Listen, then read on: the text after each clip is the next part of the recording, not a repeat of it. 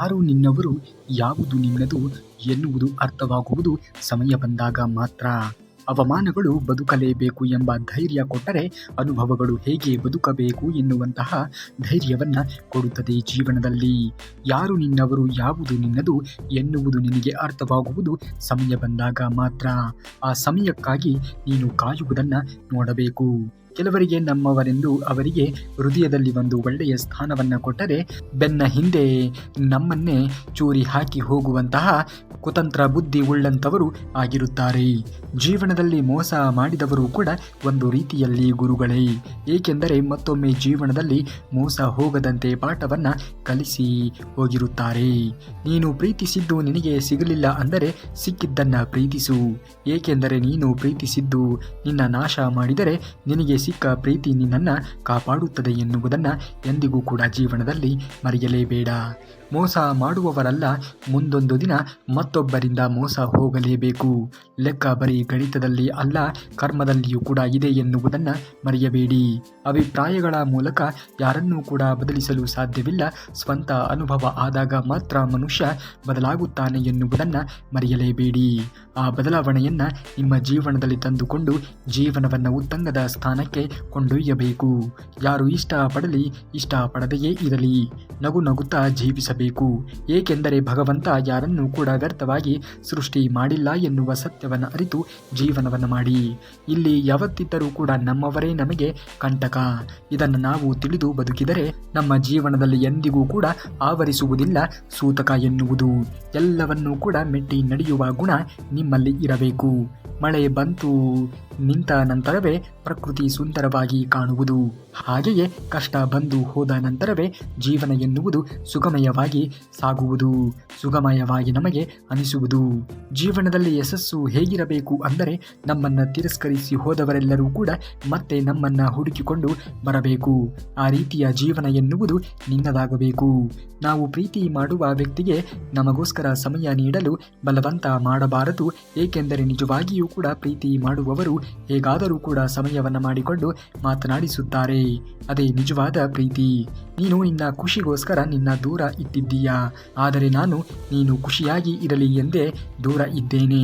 ಸೋಲಿನ ಸಂದರ್ಭದಲ್ಲಿಯೂ ಕೂಡ ದೃಢವಾಗಿ ಒಂದೇ ಒಂದು ಹೆಜ್ಜೆ ಮುಂದೆ ಇಟ್ಟರೆ ಸಾಕು, ಅದು ನಿನ್ನನ್ನು ಯಶಸ್ಸಿನತ್ತ ಕೊಂಡೊಯ್ಯುತ್ತದೆ ಎನ್ನುವುದನ್ನು ಮರೆಯಲೇಬೇಡ. ಜೊತೆಗೆ ಇದ್ದವರು ಬದಲಾಗುತ್ತಿದ್ದಾರೆ ಎಂದು ಬೇಸರಗೊಳ್ಳುವುದಕ್ಕೆ ಹೋಗಬೇಡ. ಬದಲಾಗುವವರು ಆಗಲಿ ಬಿಡಿ. ಜನರು ಬಣ್ಣವನ್ನು ಬದಲಾಯಿಸಿದರೆ ದೇವರು ಸಮಯವನ್ನೇ ಬದಲಾಯಿಸುತ್ತಾನೆ ಎನ್ನುವುದನ್ನು ಎಂದಿಗೂ ಕೂಡ ಮರೆಯಲೇಬೇಡಿ. ನೀನು ಯೋಚನೆ ಮಾಡದೆ ಹೇಳುವ ಒಂದು ಮಾತು ನಿನ್ನನ್ನು ಒಂದೊಂದು ಕ್ಷಣಕ್ಕೂ ಕೂಡ ಯೋಚಿಸುವಂತೆ ಮಾಡುತ್ತದೆ ಎನ್ನುವುದನ್ನು ಮರೆಯಲೇಬೇಡಿ. ಎಲ್ಲಿ ಕಣ್ಣೀರು ಇಟ್ಟಿದ್ದೀಯೋ ಅದೇ ಜಾಗದಲ್ಲಿ ಒಂದು ದಿನ ನಿನ್ನ ನಗು ಕೂಡ ಹರಡುತ್ತದೆ. ಚಿಂತೆಯನ್ನು ಮಾಡುವುದಕ್ಕೆ ಹೋಗಬೇಡ. ಸಂಪತ್ತು ಅಂತಸ್ತು ತಂದು ಕೊಡಬಹುದು, ವಿದ್ಯೆ ಅರಿವು ನೀಡಬಹುದು, ಆದರೆ ಗೌರವ ತಂದು ಕೊಡುವುದು ಮಾತ್ರ ನಮ್ಮ ನಡತೆ ಎನ್ನುವುದನ್ನು ಮರೆಯಲೇಬೇಡಿ.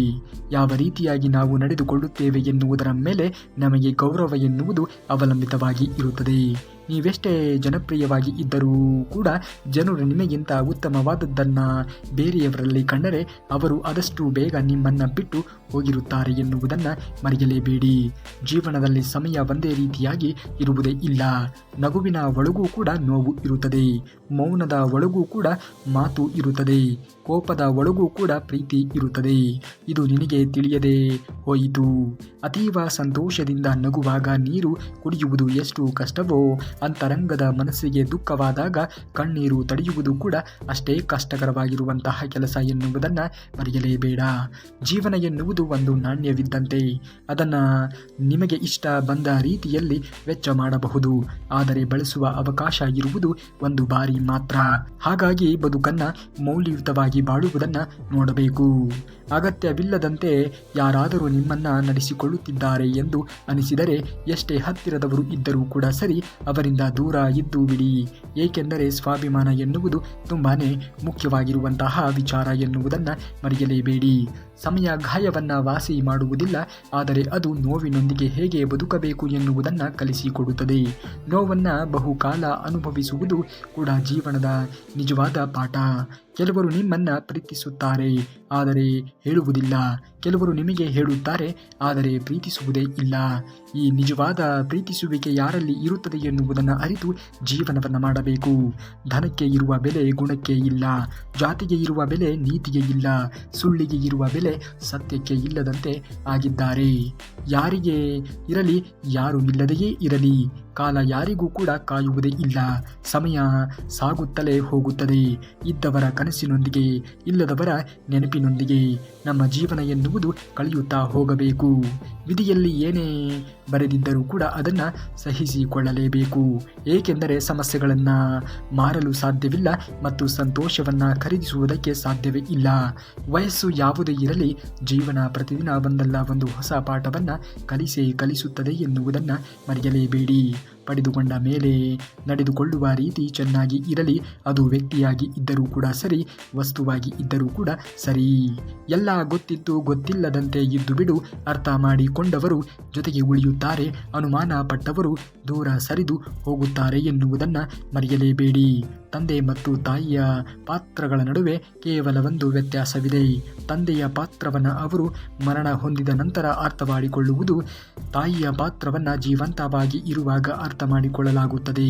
ಅವಕಾಶಗಳು ಸೂರ್ಯ ಇದ್ದಂತೆ, ಸ್ವೀಕರಿಸುವುದೋ ಅಥವಾ ಬಿಡುವುದೋ ಎಂದು ಯೋಚಿಸುತ್ತಾ ಕುಳಿತರೆ ಸೂರ್ಯಾಸ್ತವಾಗಿ ಬಿಡುತ್ತದೆ. ಯಾವುದನ್ನು ಎಲ್ಲಿ ನೀವು ಬಳಸಿಕೊಳ್ಳುವುದನ್ನು ನೋಡುತ್ತೀರಾ ಎನ್ನುವುದರ ಮೇಲೆ ನಿಮ್ಮ ಜೀವನ ಎನ್ನುವುದು ಅವಲಂಬಿತವಾಗಿ ಇರುತ್ತದೆ. 2 ದಿನ ಮಾತು ಬಿಟ್ಟರೆ ಅವರಿಗೆ ನನ್ನ ಮೌಲ್ಯ ಏನು ಎನ್ನುವುದು ಗೊತ್ತಾಗುತ್ತದೆ ಅಂದುಕೊಂಡಿದ್ದೆ, ಆದರೆ ಮಾತು ಬಿಟ್ಟ ಮೇಲೆ ಗೊತ್ತಾಯಿತು ಅವರ ಖುಷಿಗೆ ನಾನೇ ಮುಳುವಾಗಿ ಇದ್ದೆ ಎಂದು. ಜೀವನದಲ್ಲಿ ಬೆಳೆಯಬೇಕಾದರೆ ಹಣವನ್ನು ಮಿತವಾಗಿ ಬಳಸಿ, ಸಮಾಜದಲ್ಲಿ ಬೆಳೆಯಬೇಕಾದರೆ ಪದಗಳನ್ನು ಮಿತವಾಗಿ ಬಳಸುವುದನ್ನು ನೀವು ನೋಡಬೇಕು. ಅಂದಾಗಲೇ ನೀವು ಜೀವನದಲ್ಲಿ ಬೆಳವಣಿಗೆಯನ್ನು ಹೊಂದುವುದಕ್ಕೆ ಸಾಧ್ಯವಾದೀತು.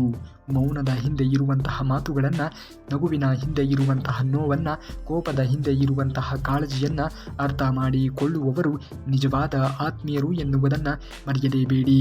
ಮುಗಿದು ಹೋದ ಅಧ್ಯಾಯ. ನೀನು ಮರಳಿ ಬರುವೆ ಎಂಬ ಆಸೆಯೂ ಕೂಡ ನನಗೆ ಇಲ್ಲ. ನೀ ಬಂದರೂ ಕೂಡ ಪ್ರೀತಿಸುವ ಮನಸ್ಸು ಉಳಿದಿಲ್ಲ. ಮಾಡಿರುವ ತಪ್ಪು ಕ್ಷಮಿಸಿದರೆ ದೊಡ್ಡವರಾಗುತ್ತೇವೆ. ನಿಜ, ಸಣ್ಣವರಾದರೂ ಕೂಡ ಸರಿಯೇ. ಕೆಲವು ತಪ್ಪುಗಳನ್ನು ಕ್ಷಮಿಸದೇ ಇರುವುದು ಮೇಲು. ಅತಿ ಸುಲಭಕ್ಕೆ ಗಳಿಸಬಹುದಾದಂತಹ ಸಂಪತ್ತು ಅಧಿಕಾರಗಳು, ಆದರೆ ನಿಷ್ಕಲ್ಮಶವಾಗಿರುವಂತಹ ಪ್ರೀತಿಯನ್ನು ಗಳಿಸಲು ಇದೆಲ್ಲವನ್ನ ಅಡವಿಟ್ಟರೂ ಕೂಡ ಸಾಧ್ಯವೇ ಆಗದು.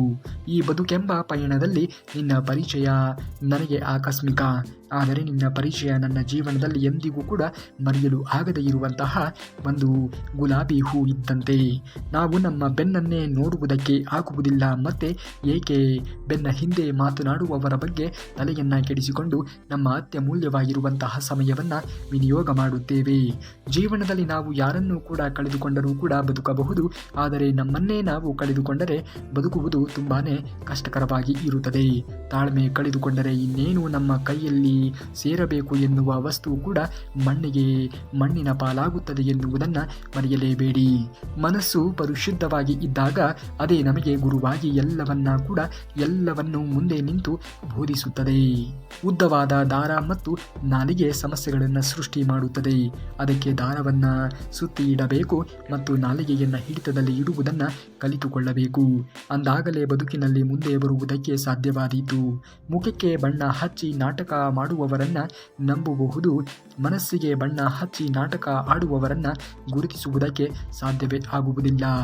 ಕಲಿಗಾಲದ ಸತ್ಯ, ನಾನು ಚೆನ್ನಾಗಿ ಇರಬೇಕು ಎಂದವನು ಚೆನ್ನಾಗಿಯೇ ಇರುತ್ತಾನೆ, ತನ್ನವರು ಚೆನ್ನಾಗಿ ಇರಬೇಕು ಎಂದವರು ಕೊರಗುತ್ತಾ ಇರುತ್ತಾರೆ. ಯಾವುದನ್ನು ನೀವು ಅಳವಡಿಸಿಕೊಳ್ಳುತ್ತೀರಾ ಎನ್ನುವುದು ನಿಮಗೆ ಬಿಟ್ಟಿರುವಂತಹ ವಿಚಾರ. ಅಕ್ಕರೆ ಇಲ್ಲದ ಸಂಬಂಧಕ್ಕೆ ಬಿಕ್ಕಿ ಬಿಕ್ಕಿ ಕಣ್ಣೀರನ್ನು ಇಟ್ಟರೆ ಏನು ತಾನೇ ಅದು ಪ್ರಯೋಜನವಾದೀತು? ಅದು ನೀಡುವುದು ಬೇವಿನ ಕಹಿಯೇ ಹೊರತು ಬೆಲ್ಲದ ರುಚಿಯನ್ನು ಅಲ್ಲ ಎನ್ನುವ ಸತ್ಯವನ್ನು ಅರಿತು ಜೀವನವನ್ನು ಮಾಡುವುದನ್ನು ನಾವು ನೋಡಬೇಕು.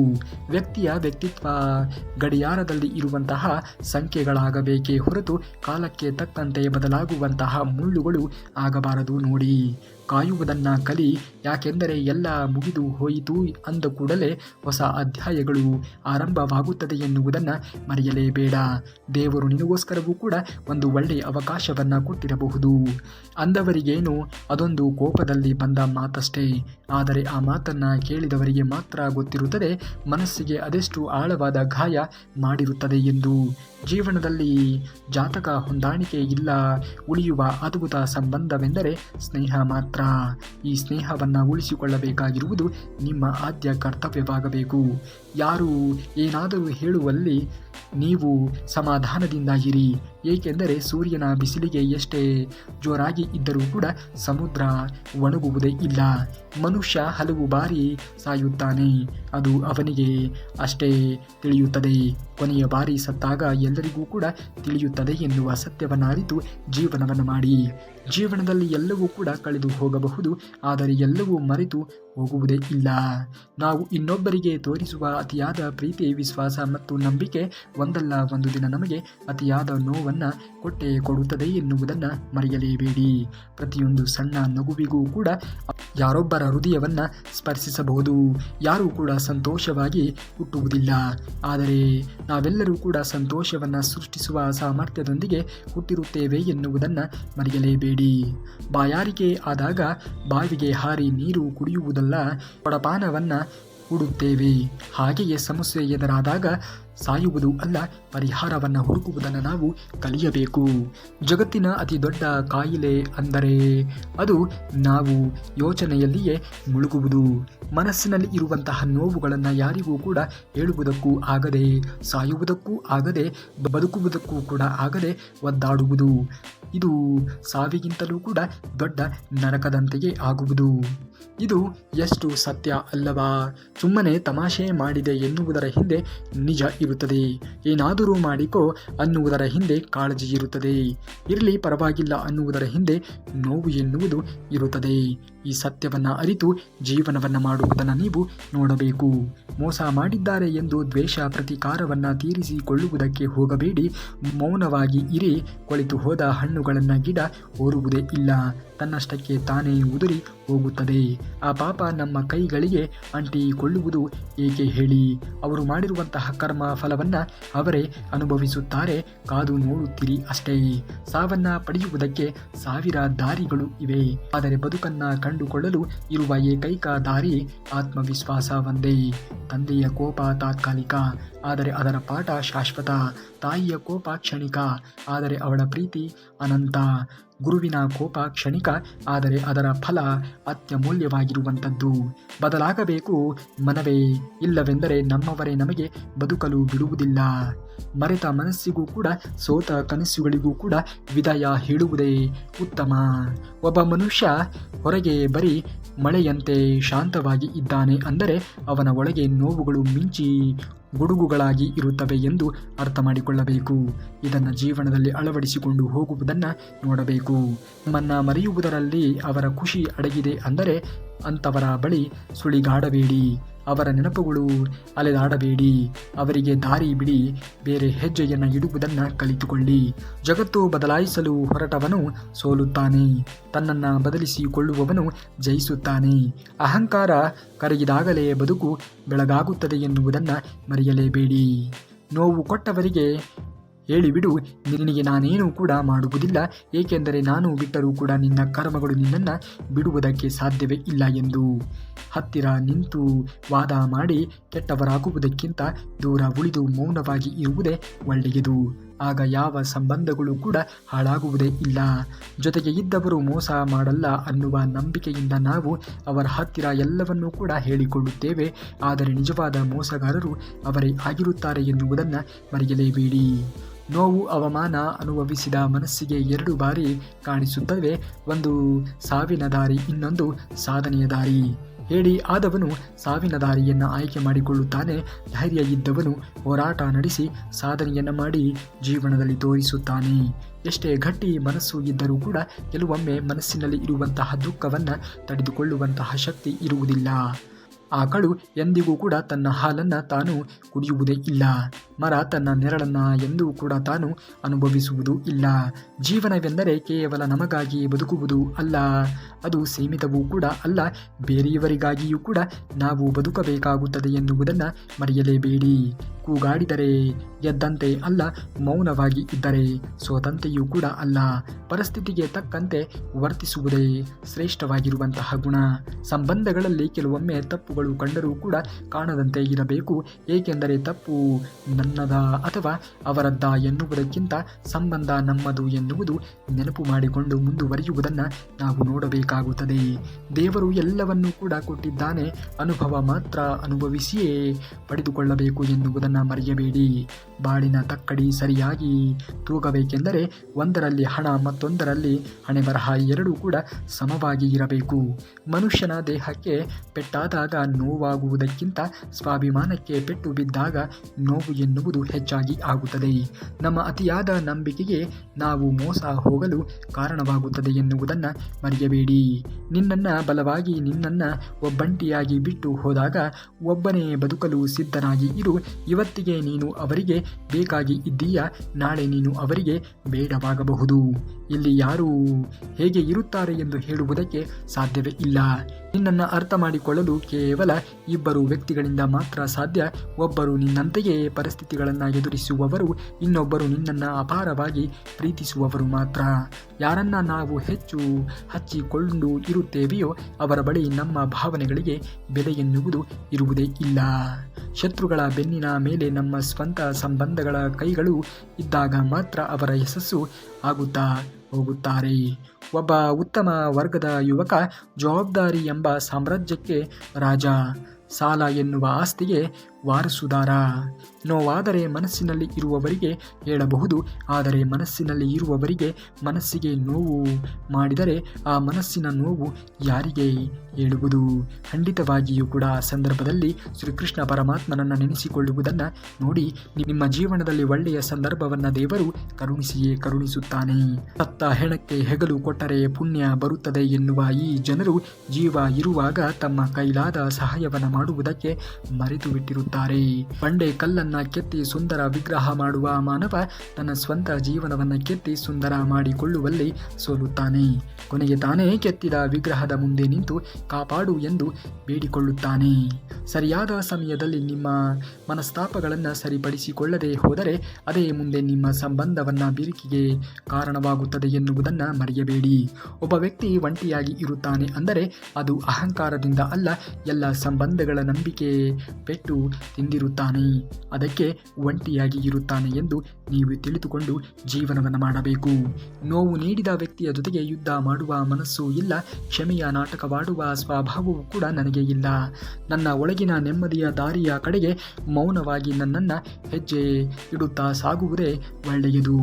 ಬುದ್ಧಿ ಇದ್ದವನು ಯುದ್ಧ ಗೆಲ್ಲುತ್ತಾನೆ, ಗುಣ ಇದ್ದವನು ಮನಸ್ಸನ್ನು ಗೆಲ್ಲುತ್ತಾನೆ, ಆದರೆ ತಾಳ್ಮೆ ಇದ್ದವನು ಜಗತ್ತನ್ನೇ ಗೆಲ್ಲುತ್ತಾನೆ ಎನ್ನುವುದನ್ನು ಮರೆಯಬೇಡಿ. ಒಮ್ಮೆ ನೀವು ಯಾವ ಬಾಗಿಲಿನಿಂದ ಅವಮಾನವನ್ನು ಎದುರಿಸಿ ಬಂದಿರುವಿರೋ, ನಂತರ ಆ ಬಾಗಿಲಿನಿಂದ ಎಷ್ಟೇ ಆಮಂತ್ರಣಗಳು ಬಂದರೂ ಕೂಡ ಹೋಗುವುದಕ್ಕೆ ಹೋಗಲೇಬೇಡಿ.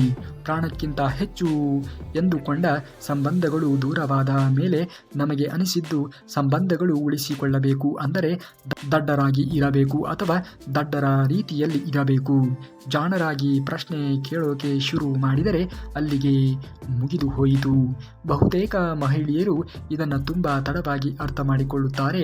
ಅವರನ್ನು ಹೆಚ್ಚು ನೋಯಿಸಿದ್ದು ಅತ್ತೆ ಮಾವರಲ್ಲ, ಅವರ ಪರವಾಗಿ ನಿಲ್ಲಬೇಕಾದಂತಹ ವ್ಯಕ್ತಿಯ ಮೌನ. ಏನು ಹೇಳಬೇಕು ಎನ್ನುವುದು ಜ್ಞಾನ, ಹೇಗೆ ಹೇಳಬೇಕು ಎನ್ನುವುದು ವ್ಯಕ್ತಿತ್ವ, ಎಷ್ಟು ಹೇಳಬೇಕು ಎನ್ನುವುದು ಕೌಶಲ್ಯ, ಹೇಗೆ ಹೇಳಬೇಕೋ ಅಥವಾ ಬೇಡವೋ ಎನ್ನುವುದು ವ್ಯಕ್ತಿತ್ವ. ಶತ್ರು ಮೋಸ ಮಾಡಿದರೆ ಆಶ್ಚರ್ಯವಿಲ್ಲ, ಆದರೆ ನಂಬಿದವರೇ ಮೋಸ ಮಾಡಿದಾಗ ಜೀವನವೇ ಬದಲಾಗಿ ಹೋಗುತ್ತದೆ. ಒಬ್ಬ ಬುದ್ಧಿವಂತನಿಗೂ ಕೂಡ ಒಬ್ಬ ದಡ್ಡನಿಗೂ ಕೂಡ ಯಾವುದೇ ವ್ಯತ್ಯಾಸವೂ ಇರುವುದಿಲ್ಲ, ಏಕೆಂದರೆ ಇಬ್ಬರು ಯಾರ ಮಾತನ್ನು ಕೂಡ ಕೇಳುವುದೇ ಇಲ್ಲ. ನಮ್ಮ ಸಾಧನೆ ಹೇಗಿರಬೇಕು ಅಂದರೆ ಇಂದು ನಮ್ಮನ್ನು ಕಂಡು ಉದ್ಧಾರ ಆಗುವುದಿಲ್ಲ ಎಂದವರೇ ಮುಂದೆ ನಾವೇ ಬದಲಾವಣೆ ಆಗಬೇಕು ಎನ್ನುವುದನ್ನು ನೀವು ಜೀವನದಲ್ಲಿ ಮರೆಯುವುದಕ್ಕೆ ಹೋಗಬೇಡಿ. ಮನುಷ್ಯ ಯಾವುದೇ ಕುಟುಂಬದಲ್ಲಿ ಜನಿಸಿದರೂ ಕೂಡ ಪ್ರೀತಿಯನ್ನ ಹೊರಗಡೆ ಜನರಿಂದ ಪಡೆಯುತ್ತಾನೆ, ದ್ವೇಷವನ್ನ ತನ್ನದೇ ಮನೆಯವರಿಂದ ಅಥವಾ ಸಂಬಂಧಿಕರಿಂದ ಪಡೆಯುತ್ತಾನೆ. ವನವಾಸ ಅಂದರೆ ಕೇವಲ ಕಾಡಿನಲ್ಲಿ ಕಳೆಯುವುದು ಅಲ್ಲ, ಕೆಲವೊಮ್ಮೆ ನಿಮ್ಮ ಸ್ವಂತ ಮನೆಯಲ್ಲಿ ನಿಮ್ಮಂತೆಯೇ ಕಾಣುವ ಜನರ ನಡುವೆ ಅಪರಿಚಿತರಾಗಿ ಬದುಕುವುದು ಕೂಡ ವನವಾಸವೇ ಸರಿ. ಎಷ್ಟು ಪದವಿಗಳು ಇದ್ದರೆ ಏನಂತೆ, ಯಾರ ಜೊತೆಗೆ ಹೇಗೆ ಮಾತನಾಡಬೇಕು ಮತ್ತು ಹೇಗೆ ನಡೆದುಕೊಳ್ಳಬೇಕು ಎಂಬ ತಿಳುವಳಿಕೆಯೇ ಇಲ್ಲದ ಮೇಲೆ ಎಲ್ಲವೂ ಕೂಡ ಇಲ್ಲಿ ಬದಲಾವಣೆಯಾಗುತ್ತದೆ. ಪೂರ್ತಿ ವಿಷಯ ತಿಳಿಯದೆಯೇ ಯಾರ ಬಗ್ಗೆಯೂ ಕೂಡ ಕೇವಲವಾಗಿ ಮಾತನಾಡಬೇಡಿ, ಏಕೆಂದರೆ ಅವರ ಪರಿಸ್ಥಿತಿ ಮತ್ತು ಸಂದರ್ಭ ಅವರಿಗೆ ಮಾತ್ರ ತಿಳಿದಿರುತ್ತದೆ ಎನ್ನುವುದನ್ನು ಮರೆಯಲೇಬೇಡಿ. ಜೀವನದಲ್ಲಿ ಓದಲು ಒಂದು ಕ್ಷಣ ಬೇಕಾಗುತ್ತದೆ, ಯೋಚನೆ ಮಾಡಲು ಒಂದು ನಿಮಿಷ ಬೇಕಾಗುತ್ತದೆ, ತಿಳಿದುಕೊಳ್ಳಲು ಒಂದು ದಿನ ಬೇಕಾಗುತ್ತದೆ, ಆದರೆ ಉಳಿಸಿಕೊಳ್ಳುವುದಕ್ಕೆ ಜೀವನ ಪೂರ್ತಿ ಬೇಕಾಗುತ್ತದೆ. ಅದೇ ವಿಶ್ವಾಸ. ಸ್ವಭಾವ ಸರಿ ಇಲ್ಲದೆ ಇದ್ದರೆ ಸಂಬಂಧಗಳ ಅಭಾವ ಸೃಷ್ಟಿ ಆಗುತ್ತದೆ. ಇದನ್ನು ಮರೆಯಲೇಬೇಡಿ. ನಮ್ಮ ಸ್ವಭಾವವನ್ನು ನಾವು ಚೆನ್ನಾಗಿ ಇಟ್ಟುಕೊಳ್ಳಬೇಕು. ಯಾರು ಎಷ್ಟೇ ಭರವಸೆ ಕೊಟ್ಟರೂ ಕೂಡ ನಮ್ಮ ಜೀವನ ನಾವು ನೋಡಿ ಕೊಳ್ಳುವುದನ್ನು ನಾವು ಕಲಿಯಲೇಬೇಕು. ಒಂದೊಂದು ಮಾತು ನಿಜ. ಯಾವತ್ತು ಅಪ್ಪ ಅಮ್ಮ ಒಡೆಯುವುದು ನಿಲ್ಲಿಸುತ್ತಾರೆಯೋ ಅವತ್ತಿನಿಂದ ಜೀವನ ಎನ್ನುವುದು ಒಡೆಯುವುದಕ್ಕೆ ಶುರು ಮಾಡುತ್ತದೆ. ಇದನ್ನು ನೀನು ಅರಿತು ಜೀವನವನ್ನು ಮಾಡು. ಯಾರನ್ನ ಸುಲಭವಾಗಿ ನಂಬಬೇಡ, ಏಕೆಂದರೆ ನಿನ್ನಿಂದಲೇ ಎಲ್ಲವನ್ನ ತಿಳಿದುಕೊಂಡು ನಿನಗೆ ಮೋಸ ಮಾಡುವ ಜನರೇ ಇಂದಿನ ಕಾಲದಲ್ಲಿ ಹೆಚ್ಚಾಗಿ ಇದ್ದಾರೆ. ಯಾವುದನ್ನು ಹೇಗೆ ನೀನು ನೋಡಿಕೊಳ್ಳುತ್ತೀಯ, ಯಾವುದನ್ನು ಹೇಗೆ ನಿರ್ವಹಿಸುತ್ತೀಯ ಎನ್ನುವುದನ್ನು ಅರಿತು ಜೀವನವನ್ನು ಮಾಡುವುದನ್ನು ನೀನು ನೋಡಬೇಕು. ಅಂದಾಗಲೇ ನಿನ್ನ ಬದುಕು ಎನ್ನುವುದು ಒಂದು ಪರಿಪೂರ್ಣವಾಗಿರುವಂತಹ ಬದುಕು ಆಗುವುದಕ್ಕೆ ಸಾಧ್ಯವಾದೀತು. ನೀವೇನಾದರೂ ಶ್ರೀಕೃಷ್ಣ ಪರಮಾತ್ಮನ ಭಕ್ತರೇ ಆಗಿದ್ದರೆ ತಪ್ಪದೆ ಈ ವಿಡಿಯೋಗೆ ಒಂದು ಲೈಕನ್ನು ಮಾಡಿ. ಇನ್ನು ನಾಳೆ ಶ್ರೀಕೃಷ್ಣ ಪರಮಾತ್ಮನ ಮತ್ತಷ್ಟು ವಚನಾಮೃತದೊಂದಿಗೆ ಮತ್ತೆ ನಿಮ್ಮ ಮುಂದೆ ಬರುವವರೆಗೂ ಧನ್ಯವಾದ. ಕರುನಾಡಿಗೆ.